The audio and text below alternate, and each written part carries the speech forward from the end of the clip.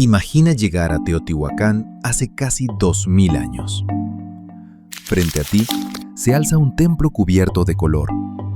Azules intensos, motivos marinos y enormes cabezas que emergen de sus muros. Sus ojos, incrustados con obsidiana, reflejan la luz del sol. Parece que te observan. Este es el Templo de la Serpiente Emplumada, una de las construcciones más extraordinarias de Teotihuacán.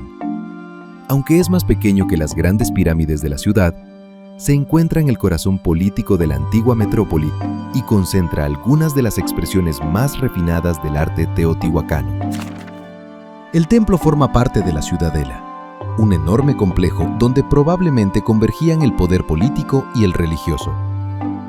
La figura que domina el edificio es la serpiente emplumada, una deidad asociada con el viento, el agua y la medición del tiempo, vinculada también con los ciclos agrícolas y la renovación del universo.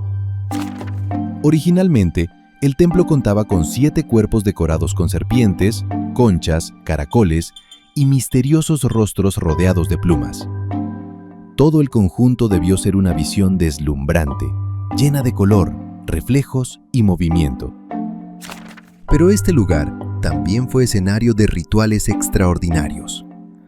Los hallazgos arqueológicos indican que su consagración probablemente implicó el sacrificio de cerca de 260 individuos, enterrados junto con armas y ofrendas en una ceremonia de enorme importancia. Y luego, ocurrió algo que hoy nos parecería difícil de comprender.